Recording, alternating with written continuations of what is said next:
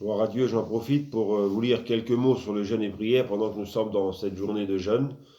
Pendant que tous les messages sont sur le téléphone, je me suis dit, je vais prendre ma Bible pendant une dizaine de minutes et je pense que je peux vous apporter un petit encouragement parce qu'on en a tous besoin. Vraiment, le jeûne et prière, c'est ce qu'il y a de plus important et on le sait. Et plus que jamais, on va le mettre en pratique. Et j'ai regardé dans la Bible que Moïse, il a jeûné 40 jours. On n'arrivera peut-être pas à jeûner 40 jours, mais Dieu nous demande de passer un temps avec lui. Mais pendant ces 40 jours, c'est là qu'il a reçu les 10 commandements. Dieu ne les a pas donnés avant, les 10 commandements, mais il semblerait qu'il a passé ce temps-là et Dieu lui a donné. J'ai pensé à Pierre qui était en train de jeûner.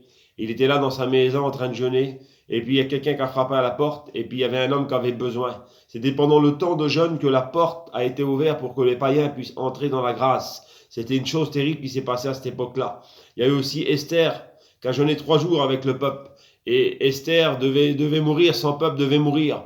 Et la Bible dit que pendant les 3 jours que Esther a jeûné avec son peuple, le peuple a été épargné. Et Dieu demande à chacun.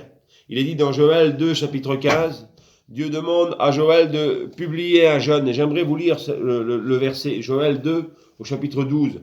Maintenant encore, dit l'Éternel, revenez à moi de tout votre cœur, avec des jeûnes, avec des pleurs et des lamentations. Déchirez vos cœurs et non vos vêtements. Et revenez à l'Éternel de tout votre cœur, car il aura compassion et miséricordieux. Lent à la colère et riche en bonté. Il se repent des maux qu'il envoie. Qui sait s'il ne reviendra pas et ne se repentira pas, et s'il ne laissera pas après lui la bénédiction. Combien qu'on a besoin de la bénédiction? Des offrandes et des libations pour l'Éternel notre Dieu. Sonnez de la trompette en Sion et publiez un jeûne, une convocation solennelle. Assemblez le peuple. Nous sommes assemblés chacun dans nos endroits différents, dans nos caravanes, dans nos chalets, dans nos maisons. Mais nous sommes, même si nous ne sommes pas ensemble, nous sommes ensemble par l'Esprit. Assemblez le peuple. Formez une sainte réunion. Assemblez les vieillards, assemblez les enfants, même les nourrissants à la mamelle. Que l'époux sorte de sa chambre et l'épouse de sa demeure. Qu'entre le portique de l'autel pleurent les sacrificateurs, serviteurs de l'Éternel, et qu'ils disent, Éternel, épargne ton peuple. À combien que on a besoin de demander à Dieu qu'il puisse épargner, qu'il puisse garder ses enfants, qu'il puisse bénir son peuple. Et nous le savons, même s'il y en a qui sont touchés autour de nous. Dieu est capable de nous bénir, de nous donner une consolation dans les moments difficiles. Nous pensons à ceux qui passent par le deuil, ceux qui passent par la maladie. Nous savons que Dieu est tout-puissant. On n'a pas l'explication à tous les problèmes. On ne peut pas vous dire pourquoi ceci, pourquoi cela. Mais nous savons que si nous passons du temps dans le jeûne et dans la prière, il y a une solution pour nous. Il y a un réconfort pour nous. Et dans la Bible, il y a eu tellement de choses comme ça. J'ai vu aussi dans 2 Chroniques, chapitre 20, verset 3, il est dit que dans sa frayeur, le roi Josaphat se disposa à chercher l'Éternel. Et lui aussi, il a publié un jeûne. Et la Bible dit qu'à ce moment-là, il était entouré par ses ennemis. Et il savait plus comment s'en sortir. Le peuple était là, désarmé. Et j'aimerais vous dire que face à cette situation que nous passons, bien souvent, nous sommes désarmés, découragés, comme nous l'a dit Frédéric ce matin. Mais cet homme a publié un jeûne d'humiliation devant Dieu. Et Dieu est venu combattre pour eux. J'aimerais vous dire, mes frères et sœurs, que Dieu va combattre pour nous. Que Dieu est avec nous. Dieu a une solution, il va nous en sortir de ces problèmes. Et Dieu a une solution. À la fin de tout ça, il y aura des grandes bénédictions. Il y aura des victoires, même s'il y en a qui ont été touchés. Il y aura des bénédictions. Il y a nos familles qui vont s'approcher de Dieu, je le crois, de tout notre cœur.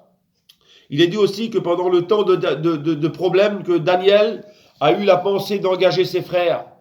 Et nous voudrions, nous, les pasteurs, vous engager. Il y a eu plein de messages qui ont été dit pendant ces jours. Tous les pasteurs, le conseil de direction nous a envoyé aussi des messages d'encouragement pour jeûner, pour passer du temps dans la prière. Eh bien, on aimerait engager. Même s'il y en a dans cette journée qui n'avaient peut-être pas trop eu l'idée de jeûner, de dire, Seigneur, j'ai pas la force, moi. Mais j'aimerais vous engager à jeûner dans cette journée. Et j'aimerais vous dire qu'en terminant simplement ce mot-là, Ésaïe 58, vous ne jeûnez pas comme le veut ce jour, pour que votre voix soit entendue d'en haut. Pourquoi? Parce qu'il est dit que pendant le temps de jeûne, il y avait des querelles, il y avait qui avaient des gestes menaçants, il y en avait qui avaient des caractères encore difficiles. Et puis Dieu disait au peuple, vous ne jeûnez pas comme le veut ce jour. Il faut qu'on jeûne, mes frères et sœurs, mais s'il y a des choses qui nous empêchent, il faut qu'on les délaisse.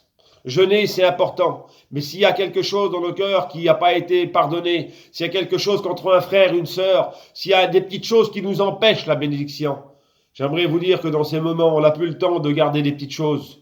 On n'a plus le temps de perdre du temps. Mettons tout au pied de Jésus. S'il y a des choses qui nous embarrassent, déposons-les au pied de la croix. Et venons publier ce jeûne de bénédiction et d'adoration. Voilà les quelques mots que j'avais dans la simplicité. Que Dieu nous bénisse dans ce jeûne de cette journée qui continue. La gloire revienne à Dieu.